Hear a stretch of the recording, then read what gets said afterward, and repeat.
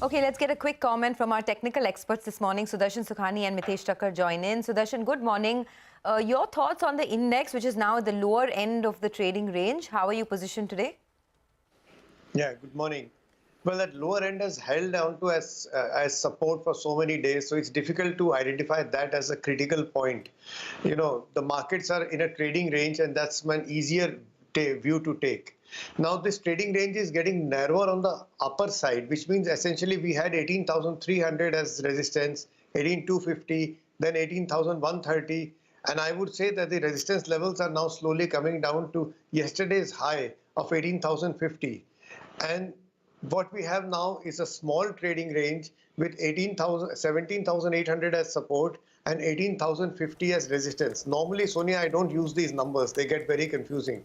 But with a narrow trading range, these are the only two numbers that we can work on. Inside this range, this 250 range, the markets are not tradable. If you can get something in the intraday trade, good for you. But the big trade will come either we break 17,800 or we break 18,050, and for that we need to have a lot of patience. That will happen. I just don't know when, and I don't know the direction. So just stay put for one of these levels to break. Okay, all right. Thanks for that, Sudarshan. Mitesh, what about you? Morning, Najib. I think very clearly the range is now getting more and more defined. 17,800 in the last 2.5 weeks has held down about 5 times on an intraday basis, which means that we have had a dip below that, but not a breakdown. And on the upside, 18,150, 200 doesn't seem to be getting crossed. So I think we are still in contracting kind of a mode. Therefore, a fresh trade on the index we'll do once we break 17,800 or we are closer to that. Then maybe, if we see a reversal on the half-hour chart or something like that, you might want to attempt a long and try to get short closer to the upper end of the range until there's sign of a breakout. So I think you're basically employing some kind of contracting strategies in this market. You can even trade via option spreads. But otherwise, trading is more stock specific. And I think somebody was mentioning IT in the morning. I think clearly that's the sector which has gained some momentum and could be a good bet on the long side. All right. And quickly on to individual stocks. Mitesh, what's your list looking like? Would you go for IT? Yes, I have 2 buys and 2 sells. And one of the buy recommendations is from IT space. In fact, Tech Mahindra was a stock which was buzzing yesterday. There was a TV interview as well. And the price action was very good. Volume was very supportive. So that's a buy. Keep a stop below 1,020 and 1,070, 75 should be the near-term target range. Similarly, IDFC Limited is a buy. Here, I would recommend a stop below levels of 86 and a first price target of around 92. On the sell side is Axis Bank. And I think, banks have slightly started to show signs of profit booking. So Axis Bank is a sell with a stop at 924.5. A target of 890 can be looked at. And Crompton is a sell as well with a stop at about 336 for targets of 315. Okay. All right. Thanks for that, Mitesh. Sudarshan, what about you? Well, I have more buys, mainly because there are some opportunities even apart from the index. Colgate is a buying opportunity. Colgate has gone through a mini bear market, or like some of the other FMCG stocks. There is a sense that this sector is now bottoming out. This is a process. It's not an event. It doesn't happen in a day or half a day, but it's worth buying into. In fact, all 3 stocks, Colgate, Dabur, and Hind Unilever, traders could look at all 3 stocks to buy for a positional trade, not an intraday trade. For Colgate, keep a stop of 1740 and then see where 1470, and see where we go. REC is another buying idea. REC has so many things going on for it. It's an outperformer. It actually goes up when the Nifty goes down. That's so nice. Buy with stop under 118. TVS Motors is my only intraday short. It's surprising, I have Bajaj Auto as my buy multiple times earlier, and TVS Motor does the exact opposite and keeps on falling. Some differences perhaps between the 2 stocks. So that's an intraday short, the stop above 1,010. And finally, Hind Copper is a buying opportunity. Same story. It's rallying. It's outperforming the market. So look to buy it with a stop under 120.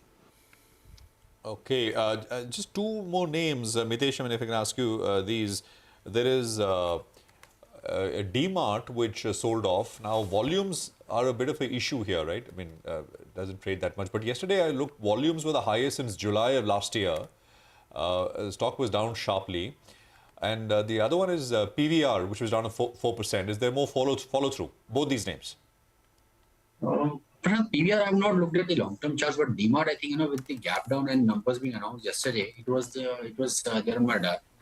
I think this gap down suggests a significant kind of a declining movement could happen in the near future. I think all the indicators will turn negative. The averages have looked negative, and there's a gap down, as well as this has damaged the weekly and the monthly charts. So I would look at a retest of levels, which would be closer to about 3,400 to begin with. That was the monthly low which we got in June of 22, and possibly even a break below that. So I think there will be more downsides there. Okay, all right. Thanks a lot for that, gentlemen. Well, let's get in. Chandan Taparia, derivative and technical analyst at Motilal Oswal, who joins in. Morning, Chandan. Run us through your derivative strategies. Good morning, Nigel. Thanks for having me. So market got stuck in a range from last couple of trading session. Nifty is moving in between 17,777 to 18,250, and in between your resistances are turning lower. Now even the first hurdle comes near to 18,018, 18,050. So the problem is that resistance are there, multiple resistance are there, but good part is we have multiple supported 17,777. So we need to play this range in a smaller move. If the range breakout is happening, then only the fresh leg of rally could be seen in the market. Talking about Bank Nifty, the multiple supports are there at 41,750. Here also we got stuck in a range. So now talking about stock specific, and in this market we have noticed the selective small private banks, mid cap names are doing well. So first it is buy on IDFC Limited. This stock is trading at 8 years high level, continuously making higher tops, higher bottom on the daily and the weekly scale. Supports are gradually shifting higher. We have huge put writing in the counter, and it has given a breakout from its pole and flag pattern. So recommending to buy on IDFC Limited for a upside target to us 94. One can buy with a stop loss of 85. Second trading idea, that is buy on BL. Defense counter are now again started to attract buying interest. BL has given a consolidation breakout of last 17 days. It has surpassed its falling supply trend line, heading towards its 50 exponential moving average. So one can buy with support of 99 for a target towards 108. Last trading idea, that is from IT Peg. We believe that Nifty IT started to witness some recovery when your Nifty bank is slightly falling down. So HCL Tech is bottomed out with some buying in selective IT name. So here we can see the swing of 2 to 3%. So the stock is given a consolidation breakout with some long built up, and short covering is expected in the counter. So can buy with support of 1,065 and look for a target to us 1122. All right, Chandan, thanks very much for that. By the way, the rupee is opening sharply weaker. It's a big move, a 0.25% of a move. Yesterday, the rupee strengthened, and then by towards the end, there was a very sharp reversal, which the dollar strengthened against the rupee. And today, I think there is a bit more in terms of continuation, which is happening there, 81.7875. Well, we'll come back to that in a bit. But Deepan is still with us. Deepan, any thoughts on what we're seeing on the currency and any implications as you see it? No, I think it's pretty much stabilized, which is a great thing, because typically when rupee weakens, we see extended FI selling. And I think all the worst news, the bad news of the 2022 is behind us. And unless there is some fresh negative development, I think broadly, whatever foundation we have created in 2022, we'll grow on that. And really looking forward to a good earnings season. Whatever first we have seen, the first few numbers are really, very good. Software was supposed to be a soft spot, but that's turning out to be a very, I would say, strong position within the sector, within the stock market. So looking forward, and it's a great time to evaluate your portfolio and see what the outperformers are going to be for the next 2-3 quarters or so. Okay. All right. Well, stay on. The big space to be in, at least in the last 1 year, and even yesterday, was PSU banks. Motilal Oswal is bullish on PSU banks. They believe that sustained and consistent performance on delivering healthy return ratios can result in a further re-rating of the stocks. Nitin Agarwal, the head of banking, insurance and financial research at Motilal Oswal, joins us now. He's the author of that report. I went through that entire note, Nitin, and very interesting, you mentioned that the profitability of the top 7 PSU banks has improved to 90,000 crores in FY23 from a loss of 59,500 crores in FY18. Don't you think a lot of it is already in the price? Because we've had a serious rally last year. Or do you think that this is the start of a structural upcycle? Yeah. Hi, Sonia. Thanks for having me. So we believe that PSBs, while they have come a long way in terms of earnings, we are now looking at the earnings reaching close to 1.1 and thereafter 1.3 lakh crores. And the ROAs will improve towards 1%. So the bigger question is, it's not a one-off that they have come to this level. Is this sustainable or not? And if we look back and take you from history, then during 10 years from FY4 till FY13, these banks delivered 1% ROA on an average. So, and if we project what we're projecting today, based on that, we are like seeing these ROAs to reach 1%. Some of them are already making that number, and that will help them drive further re-rating. Because during FY17 till 21, there was hardly any adjusted book value growth for these banks, given the higher NPAs. Now that trend has certainly changed, and we are looking at a ABV growth which is approaching close to private banks, almost around 18%. And we believe there is to this re-rating therefore.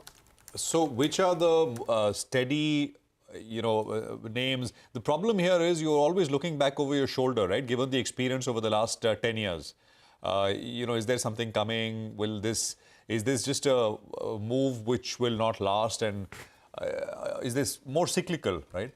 So if you're saying none of that is true and this is they have a clean slate and a long run, which are the best names now, given where the run-ups we've seen and where valuations are?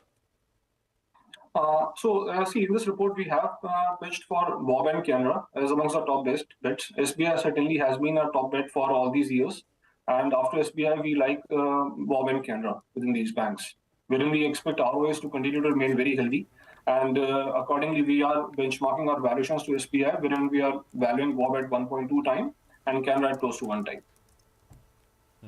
You don't, and what I preface my question with, which is that they've got long runways, and this is not just a valuation catch-up game. That you would agree with that, right? This is more sustainable, structural. Yes. See, if you look at what were the issues that these PSU banks faced all this while, were mainly centered around asset quality, wherein the slippages numbers were very high, the NPAs went up to double digits, and coverage ratios were far lower versus what you are looking at today. Now, the SMA numbers across PSBs, SMA2s, are in less than 1%, averaging around 30 to 50 basis points. The slippages is now less than what the recoveries and upgrades these banks are having, and which is what has allowed them to improve their GNPAs and net NPAs every quarter. So we are looking at an improvement in the asset quality every quarter. And we expect this trend to sustain while the coverages are already above 70. And therefore, this combination and the earnings, therefore, will drive further re-rating for these stocks. And therefore, we are saying that this is not a one-off where they have come today. Okay. So your top picks are SBI, Bank of Baroda and Canara Bank, right? I mean, Bank of Baroda has doubled in the last 1 year. So at what stage of the re-rating are we in right now? You think it's a mature stage? I think there is still some more room for Bank of Baroda because while, of course, the ROAs have come up and it's now trading close to 1 time, but I think the upsides to this ROAs can open up because if you compare as to what even the private banks were delivering, for good 5 years, private banks, some of the leading ones were delivering ROAs below 1. And now they are approaching towards 2, some of them are already above 2. So PSBs, therefore, to think that 1 will be a ceiling, we are not very sure. While 1 in itself is a very good number, until 2 years back, it was in fact an aspirational number for PSBs.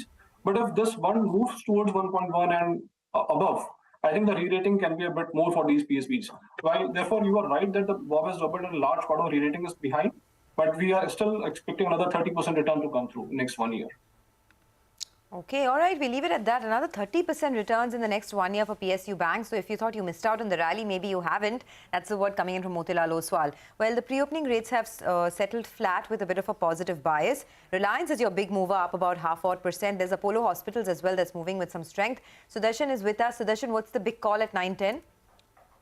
Well, the Nifty is an avoid because it's very confusing. REC is a buy with a stop under 118. And Mitesh, how about you? I'll go with a buy on Tech Mahindra. Keep a stop at 1019, look for targets of 1070. Okay, so sticking with the technology stocks. By the way, just watch out for Siemens. There's a 26,000 crore contract to make 1,200 locomotives that Siemens has bagged. And that stock is actually in pre-opening moving with some strength. So do keep an eye out on that. But Nimesh is here to give us a standout brokerage report of the day. Nimesh, over to you. Hi, Sonia. So today's standout is in Torrent Pharma. An upgrade from Citi. They've upgraded the stock to buy now. And they've raised a target price to 1860 versus 1700 earlier.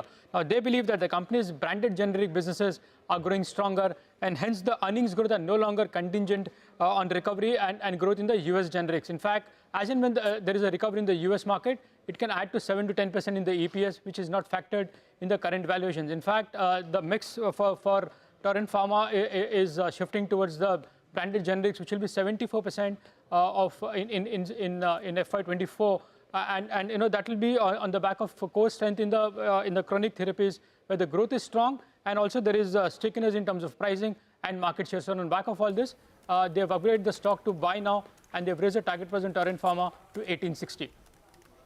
Okay, all right. Thanks a lot for that, Nimesh. Well, Federal Bank's numbers looked quite good.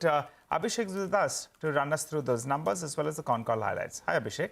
Good morning, Nigel. So guidance by the management is that, they are increasing the net interest margin guidance for FY23 anywhere between 10 basis point to 15 basis point. And they expect to end the year with 3.35 and 3.4% kind of net interest margin from 3.25% guidance earlier. So they will end the ROA of FY23 at 1.25% plus, despite the branch addition that they expect. Brokerages say that sustaining net interest margin and traction on loan growth will be a key. The bank may raise funds in CY 2023. Stress continues to decline and ROA progression is on a fast track. So structurally, it's well placed to see a re-rating going ahead. Earnings momentum will be strong going ahead as well. Brokerages have raised the target price. The new range of target price is anywhere between 158 to 175 per share. Back to you. Okay, let's just get to the opening rate for the market. Just about in seconds from now is when the market will open. Looks like it's going to be a green opening this morning. The Nifty is up almost about 30 odd points, led by Reliance, Apollo Hospitals, BPCL, ONGC and HDFC Life. So the top Nifty gainers at the moment. Do keep an eye out on Federal Bank. A lot of brokerage upgrades coming in. There are plenty of other stocks as well that are in the green this morning. Siemens on the back of that 26,000 crore contract. APL Apollo Tubes as well. Keep an eye out on Just Dials. All of these stocks in focus. That's the first rate that you're seeing on your screens, which is in the green. Mild green, actually. 17,900 on the Nifty. The mid-cap index is up about 52 odd points and just pivot, sort of moving around that 17,900 mark. The Bank Nifty is dragging its feet a tad bit. Nothing alarming. But a couple of these stocks do deserve mention on the upside. HUL is your big mover. It comes out with numbers this week, so up 0.6%. Reliance is your big mover ahead of numbers on Friday, up about 0.5%. There's Eicher Motors, L&T, Apollo Hospitals, UPL and Divi's Labs that are also trending in the green by a tad bit, you'd have to say. On the downside, once again, it's metals that's under a bit of pressure. Tata Steel, JSW Steel are in the red. Bajaj Finance is down about 0.6%. Hindalco is down about 0.8%. So metal stands out as the loser. And then you have a couple of these auto stocks. Hero, Bajaj Auto are in the red this morning. TCS is also dragging its feet a tad bit, and so is Power Grid. But otherwise, you'd have to say it's a very, very quiet start to trade. In the broader markets, of course, a couple of stocks. You have Kesoram, which is down 4%. Nykaa is under pressure. Sula continues to move up with quite a bit of strength, but from the frontliners, it's very, very quiet, just marking time around that 17,900. Well, that's right, Sonia. You had Samvardhan and Motherson as well. There's a large entity out there that's looking to sell close to 1.5% stake via a block deal. So that's down close to around 1%, I think, the last time I checked. So keep an eye out on that one. Ashoka Buildcon, they've announced, November 19th, this commercial operation date for a HAM project. Angel One is reacting to its numbers. The margins improved by close to around 100 basis points odd. And the other few names, whether it's Kesoram, Tinplate and JSW Ispat, all of them are reacting to its numbers. On a year-on-year basis, the numbers were quite disappointing. But on a sequential basis, there was some improvement. Kesoram, though, the street is a little bit skittish on what is the financial position. Are they making their payments on time? I think that's why that stock is down close to around 5.5% as we speak. The Nifty that opened up in the green, well, it's moved to a more or less flattish terrain. The Nifty Bank is pulling back a little bit, down close to around 100 points on. Prashant. Nigel, thanks for that. I mean, it's like a traffic light, right? Blinking red and green, absolutely flat. 1.2 point change, 17,890 is where the index is at. Just a few other names. Maybe a few repetitions, but maybe something new. Adani Green did well yesterday. It's coming up as the top volume traded gainer on the across the board. So it's up about 3%, Adani Green. Siemens we mentioned. Sula was up big time yesterday. It's another 4.5%, 390. Mutual fund has bought a large block of shares yesterday. There is Just Dial, which is up 2.5%. 658 on Just Dial was up 10%. D-Mart is attempting a bit of a pullback. That's Avenue Supermarts, 1.33% higher on that one. HUL is up 1.25%. IRB, MRPL is up about 2.6%. There is Chennai Petro, which is up about 3% as well. So this is, a quick list of names which is higher. And Nykaa was the only name which was down sharply. We already mentioned that. It's down 4.5%. It was down yesterday as well. 134 on Nykaa, which is coming through. Zomato is down 1.25%. L&T Finance, I think, saw some moves yesterday, is down 1.5%. And Manappuram is down 3.5%. That's a meaningful cut at the word go, 118. And then names like Astral, which were under selling pressure, Astral is down another 1.5% in trade. Varun Beverages has been all over the place. I mean, yesterday I think it recovered Friday's losses, but today it's down about 1.5% once again. So that's the market activity. 1:1 advanced decline ratio and 8-point change in the Nifty. So this is pretty much as flat as they come. Rahul Arora is Chief Executive Officer at Nirmal Bang Institutional Equities. He's joining us here in our studios. Rahul, great to have you with us here. Thank you very much. I noticed that you have your budget note out, right? The pre-budget note, and that time of the year. So let's just start there. Any big expectations? And don't say the impact is come off every year, because that is what everyone starts by saying. Everyone starts by saying it's merely a financial statement and it has no market implications. Is that what you're going to say? No. First off, thank you for having me. But no, I don't think it's it matters. I don't think it doesn't matter. Let's get that out of the way. Same thing in a different way. Sorry. No, I think, I'll tell you why this is important, because this is a pre-election kind of a budget. So I think from a market standpoint, people will want to see what that fiscal deficit number is. Right, so we're at 6.4% for this year, and we've been estimating 6.2% for next year.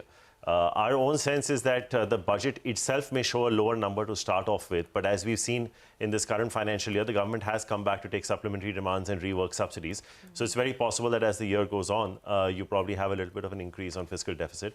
I think we're assuming about an 11-12% kind of growth in tax revenues, which I don't think is out of whack. I think, the one reason why I'll say it's a non-event from a taxation standpoint is because all the indirect taxes have been subsumed into GST. Yeah. So, I remember when, pre-GST used to literally go line by line, oh, check this, check that, but that's gone out of the way. I think it's just about whether the expenditure and the revenue adds up. The expenditure more so, Prashant, because this is a pre-election year. So if the rural part of the economy does not pick up after the winter harvest or even after the monsoon, then it'll be tricky to see how the government handles that in the run-up to the election. So, which is why we think they may show a slightly lower fiscal deficit number to start with, but they'll probably end up at about 6.2. I hope it doesn't slip too much beyond that. But all things considered, I think be prepared for a big bang year post-monsoons for government announcements and for government spending, which could benefit a lot of sectors. So I'd probably keep the tilt more towards domestic consumption and allied sectors. But well, let's wait and see. Well, a lot of it has in any case happened, between budgets as well, right? A lot of the announcements. And you mentioned it in your report, the government has a very strong focus on making India a manufacturing hub, especially with what's happened with both Europe and China. So there's now India is looking to become an export hub as well, reduction of logistic costs. What are the announcements, A, that you're expecting in this budget, if at all, and B, from a market investor standpoint, what are the stocks that could benefit? So, as you rightly pointed out, Sonia, I think this is an ongoing exercise. I think if you see the kind of product-linked investment schemes that have been announced, so the PLIs, it's pretty much cut through most of the sectors. So, I don't think they'll say too much by way of incremental that will encourage private sector, because our economist Teresa had put out a note recently which actually showed that government capex is trailing private sector capex. And you can cut across industries, right? Cement, I mean, take a look at Ultratech, see what SRF has announced, see what some of the auto component guys have announced. So, I think a lot of the private sector capex has already been announced. Obviously, they're not going to come back to the market and announce it immediately. So it's going to be government spending that has to probably kick in and make up that deficit. But I think from a portfolio standpoint, if you're playing it off the budget, I'd say infrastructure. Right, I think you guys were highlighting Ashoka Buildcon. I think I could add a PNC Infra or KNR Construction, where the balance sheets are very good. The order book to bill ratios are about 3.5. As a second order beneficiary, cement, which will probably be our biggest overweight sector this year. You could look to play it through names like Ultratech in the large cap and down the market cap, something like a JK Cement. And as a third order beneficiary, because there'll be people who'll be working these projects, maybe consumers. So I think from a first order is the projects getting announced, second is what is used to make those projects, and the third is the wages that will probably result in consumption. So I'll probably say infra 1, cement 2, and maybe consumer 3. All right. Hi, Rahul. Good to speak to you. You know, Rahul, yesterday we had PVR. The stock got pulled back. There was a brokerage house that came in there, and they were sounding a little bit skittish. Maybe the content is questionable. I'll tell you what, a couple of regional films are doing pretty well out there. But what's your sense on this space? You know, PVR, the stock has seen a sharp correction. We have that merger that's going to be going ahead, and it'll be a far bigger and far more dominant player. So I think, Nigel, there's a business angle to it, obviously, and that's a bit of a concern because the only Bollywood movie, if you want to call it that, that's worked well, is also the remake of a South movie, which was Drishyam 2. So I think content is definitely a concern. We love the business. The operating leverage is phenomenal. But it's been a bit disturbing that India has opened up for almost a year now completely. And not one actor or one producer has been able to deliver a substantial Bollywood hit. So if the model is going to rely purely on regional or Hollywood, I don't think that's going to cut ice. So yes. That being said, in the immediate future, our valuations looking a bit stretched. I think they are. I think probably numbers will have to be reworked on the way down. But I wouldn't go so pessimistic as to say sell the stock because, you know, the period between 2018-19, those 2 years, I remember there was a lot of good movies that came out from the late Irfan Khan, Ayushmann Khurrana, Ranveer Singh, and these were very, very big budget movies. They're getting anywhere between 100 to 300 crores. So it requires one seminal turning point. It could be Pathan. You know, it could be. I'm saying I don't know, but it's a great business. I mean, you know, advertising margins at 95% gross. F&B margins at almost 75-80% gross. If your box office picks up, which is a 55-60% gross margin business, it'll flow through easily to the bottom line. So yes, there is genuine reason to be concerned, and I'll probably agree with some of the points that my peer has raised in downgrading their thought process. But I would say that structurally, it's a beautiful business. If you get it a little cheaper, 15-20% from here, I think it's a core portfolio hold for me. One of the best discretionary names. If the ticket prices were also cheaper, I mean, I think it would. I think that would also solve some of the problem for. I mean, you'd be more forgiving, right? I mean, the movie is not, but prices are prohibitive in some cases, right? So that also makes a difference. I mean, we can go on and on. No, right? There's no end to this. Yeah. I want to ask you about retail, right? Which is D-Mart, Avenue Supermarts. I mean, something that you have spoken about in the past. What's your view? Yesterday, again, I mean, that one sold off. I think, Prashant, most parts of the market are priced to perfection. And I think you need a serious beat on results now for people to re-rate on the way up. People will take a good result in their stride, as you're seeing with the case of Federal Bank. But I think when you're talking about the kind of valuations that you are for D-Mart, I think it's to be viewed in context of an HDFC Bank. There is a certain growth rate that you have to deliver to command these valuations. Beyond the point, people will not. And HDFC Bank went through its process of consolidation as well. So there's no reason to suggest that D-Mart wouldn't. It's, again, a fantastic franchise. It's not something that is easily broken in the back of competitive intensity. I think they've worked the ground. But much like a Lever or a Reliance or an HDFC Bank went through multi-year consolidation, I think people have come to expect that a 25-30% compounding is what D-Mart will have to deliver. And I think if that's something that they don't do, they'll have to keep fighting for that valuation space with other retail players as well. And when I say retail, I can probably extend that to QSR as well. And maybe to in some levels to even auto. So I think, you know, when you're talking about consumption, you take the whole basket. A 20% growth on D-Mart with these valuations, unfortunately, I don't think will cut it. Okay, I guess that's what the street is concerned about as well.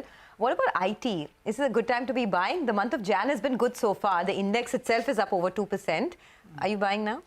Not yet, because I think barring HCL Tech, a month back, nobody's really called out anything in terms of a red signal so far. Our own sense is that if the US and the European region goes into a slowdown/recession, and you have China that probably goes into maybe 2-3 years of sub 5% kind of growth, it's going to be a little challenging to get your top line growth. So our head of research, Girish, has put out his note where I don't think he's expecting more than a 6-7% growth in the top line for IT companies next year. And I don't think he's even talking about a double-digit growth in the bottom line.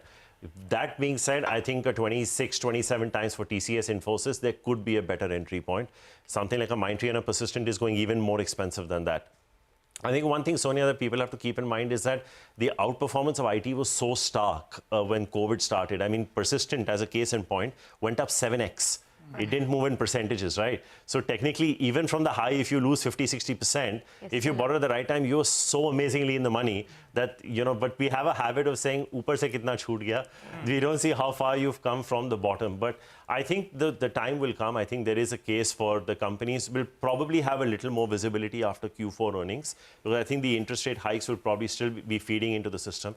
And I think the one thing, Sonia, that's a challenge for banks globally is deposit growth, right? You're seeing deposit rates rise across the system, which will put pressure on net interest margins. If that happens, almost 35-40% of the revenues for Indian IT companies comes from BFSI. You're seeing layoffs in the BFSI sector. Goldman Sachs, Morgan Stanley globally have all announced layoffs. So there is cost cutting. So I'm not saying that these TCV will not convert to revenue, but there is nothing stopping the client from saying, okay, I'll probably move this contract by 6 months to a year, which then does not show up in revenues that financial year. And then obviously, because you had this challenge of moonlighting not too long back, you probably have a slight upward pressure on wages. So if you were giving a 5-7% hike on fixed, that probably moves up to about 8-10%. So if you have a compressed top line and maybe some costs rising, I think there is a case for valuations to correct by another 15-20%. Fantastic sector, Sonia. There's no question. I think that this and FMCG are the only two sectors that have the kind of cash on books, the dividend and free cash flow yields. So structurally, nothing wrong. But everything at a price, and maybe after Q4 results would be the good time to be buying into the sector. Okay, all right. Very quickly, Rahul, before we let you go, the new age themes looked interesting. Interesting enough for you all to be positive on them, or you still give them a pass? You know, I remember we had this chat before the 2020 World Cup and FIFA started, and I was very bullish on Zomato, and I thought it would probably head to 75-80 by now, but that hasn't happened. Yes. And I'm pretty sure they're going to have a record quarter because of the kind of deliveries that they've done. Yeah. But I think, Nigel, if you see the kind of IPOs that came out in the first leg of COVID and compare them to most of the IPOs in 2022, there's a marked shift in the kind of companies that are coming out with their IPOs. I think you've moved from loss-making to profit-making, and people have moved away from talking about price to sales to back to return on equity and capital employed and price to earnings. In that trade-off, when liquidity is withdrawing, I think these guys will find it a little difficult to make a push. But let me reiterate, I think if these guys are able to demonstrate a road to profitability and cash flows, it's not necessary that they have to report it in this year or the next year. But if the burn is coming down and the market visibly sees that, I think they'll be rewarded. I think the prices are very, very attractive right now in all of these new generation companies. They just have to go back to the basics on focusing on cash flows and talking about return ratios. And I think the market will probably, they want to give them the benefit of doubt. They just want to see a little bit of delivery before they do. Okay, investors live in hope, right? Always. But do you track defense by any chance? Because we have a conversation lined up with HAL. Is that a stock that you like? Not looked at it, honestly, Sonia. I think through Bharat Forge, maybe, but never as a standalone Maybe you'd want to then listen into the conversation. Rahul, thanks a lot for Thank you so joining in. Have a great 2023. Well, the Indian Army has ordered nearly 2,000 unmanned aerial vehicles, popularly known as UAVs, of various types since the start of the standoff that took place at Galwan with China in 2020. Previously, in Q2 earnings con call, the Hindustan Aeronautics management mentioned that they are developing one rotary UAV of 200 kg class. Now, to get an update on that order opportunity, we're joined by CB Ananthakrishnan, the Chairman and Managing Director at HAL. Mr. Ananthakrishnan, thanks a lot for joining in. So the street is, of course, very excited with these orders. Can you tell us a little bit about this UAV order itself? What kind of opportunity do you have here? In terms of the next 1 to 2 years, how much can you generate, if at all, in revenues? And what would this take your total order book to?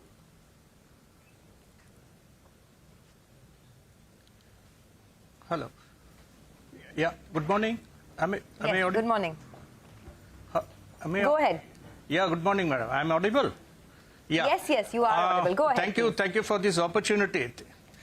Thank you for the opportunity. As far as this first question of the Indian Army having placed around 2,000 drones, it is basically towards that mini and small UAV segment, where HAL is not in. It is meant for reconnaissance and then surveillance and certain logistical support. Our focus has been towards the combat drones, which we have already, as we have already indicated in the RUAV, that is a rotary wing segment. It is a 200 kg, which we are trying to develop. And as far as the other program, where in the fixed wing is the CATS program, as we call it, Combat Air Teaming System, where the apart from the mothership, there are almost 6 systems of drones which are lined up basically on the combat segment. So this particular segment which Indian Army has just now floated, we are not into that. Okay. So you're saying that the mini and small UAV segment, HAL is not present. You're more into the combat drones. In the first half of the year, sure. In the first half of the year, your total order book is about 10,250 odd crores. The fresh orders that you got. Can you tell us what is the visibility in the second half of the year in terms of fresh orders, and what would it take your order book to? Yeah, as of now, the order book is standing at a healthy around 84,000 crores. And we expect another 6,000 crores from the STT-40, for which the order has already been concluded. Only the documentation part is pending.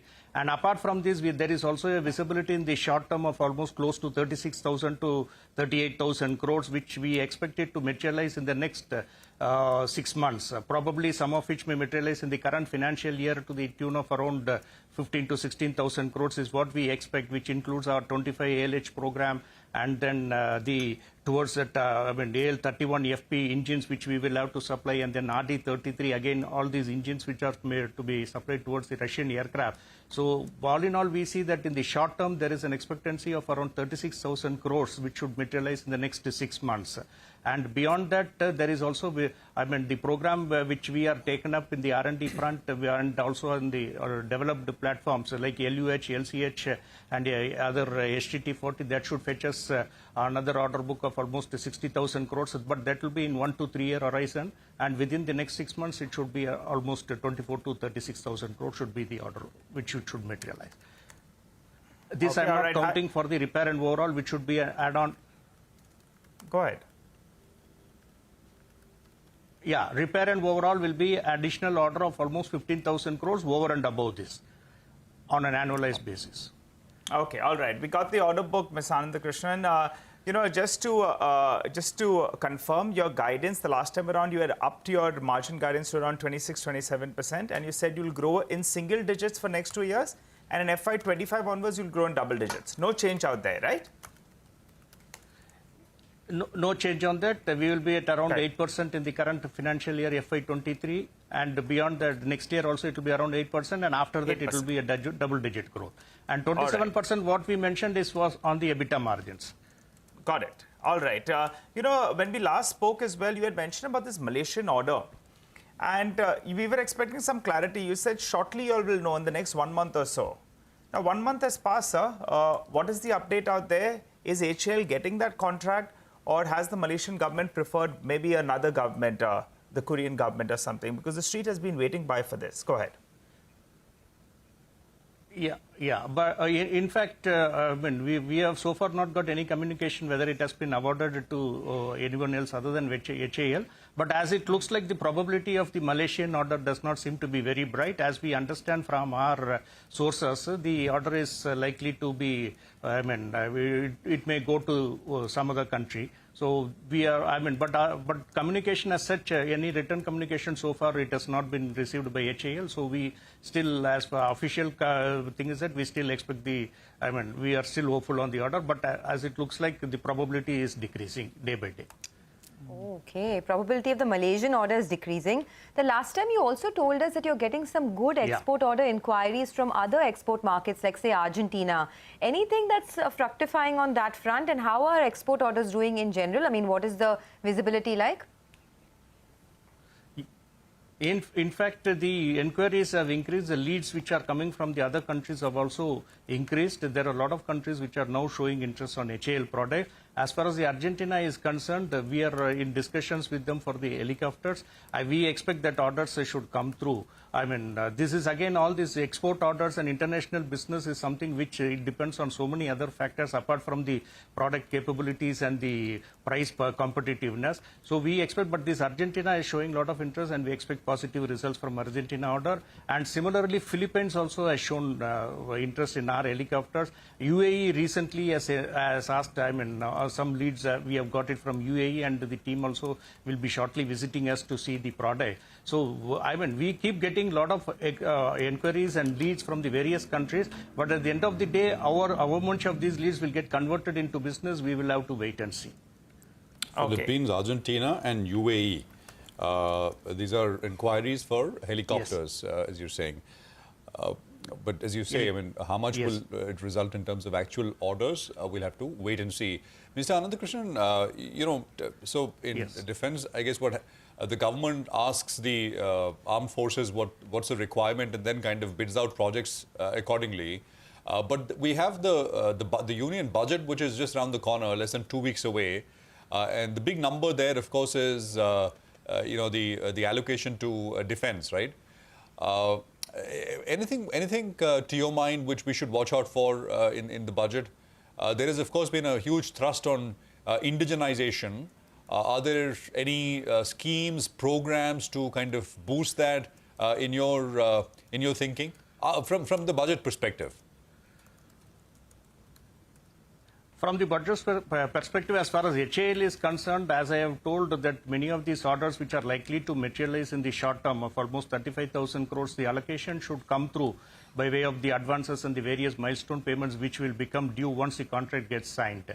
So we expect the budget to be comfortable for HAL, and allocations, necessary allocations will be made so that when these, as and when these orders materialize, we should be able to draw, I mean, our budget allocation should be in the range of around 18 to 20,000 crores from the Indian Air Force alone. So we should be able to, we expect that these orders to materialize, and necessary allocations will be made in the budget so that we will not have any sort of cash flow issues as far as these new contracts are concerned. And we are sure that we will be able to get these allocations. Okay, all right. Well, sir, you know, the other niggling worry for the last many quarters and many months has been an OFS. Now, yet again, those rumors have come up that maybe in FY23 that OFS on HAL will be done. You've heard anything?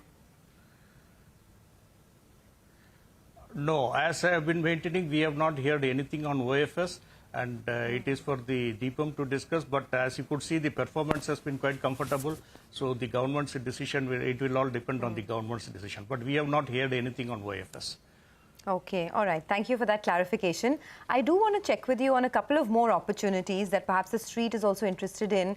One of them is for cryogenic engines with ISRO. Engines that will be used as integrators for PSLV. Is there any major opportunity that you see there? The other is opportunities in combat-related medium altitude, long endurance UAVs. You, of course, you know, spoke a little bit about that. But on these two fronts, anything incremental over and above the 36 to 38,000 crores that you spoke about in the next 6 months?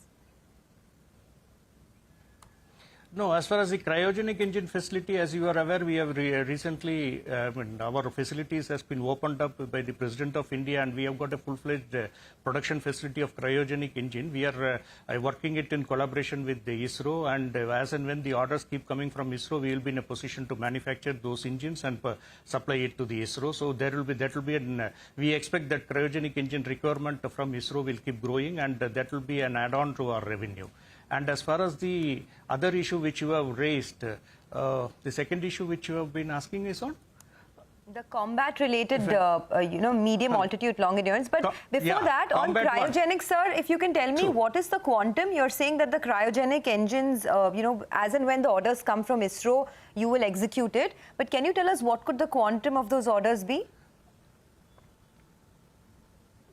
To start with, the quantum could be in the range of around 800 crores, but we expect it to keep growing as and when the requirement of ISRO keeps going up.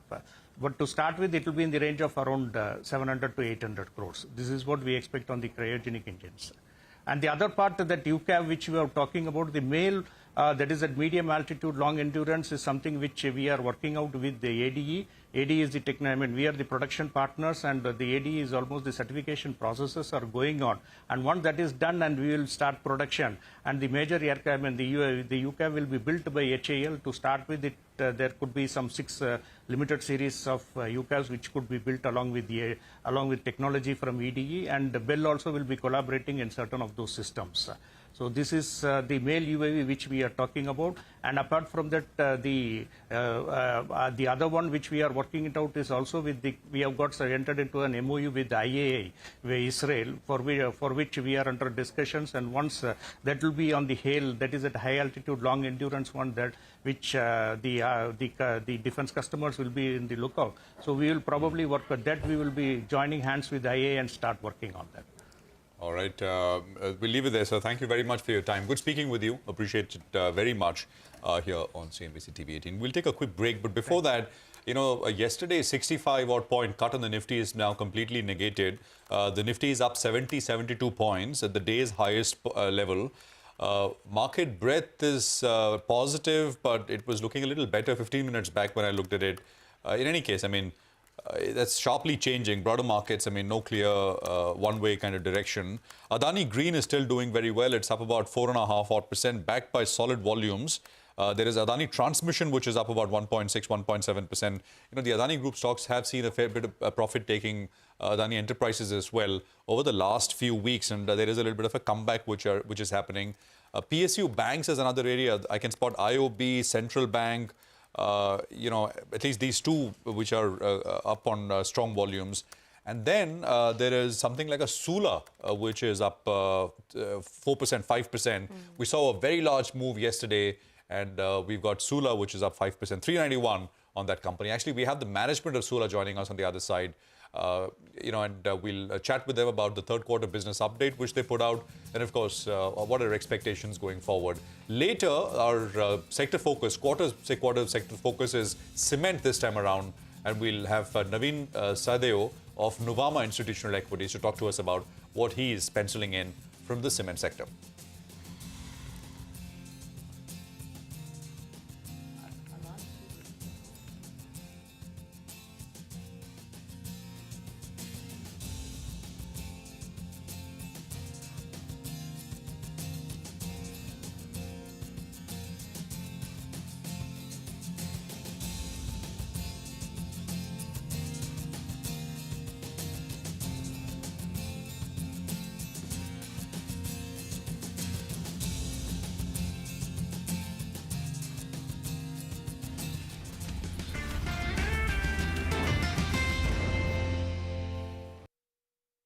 Co-presented by Bank of Maharashtra.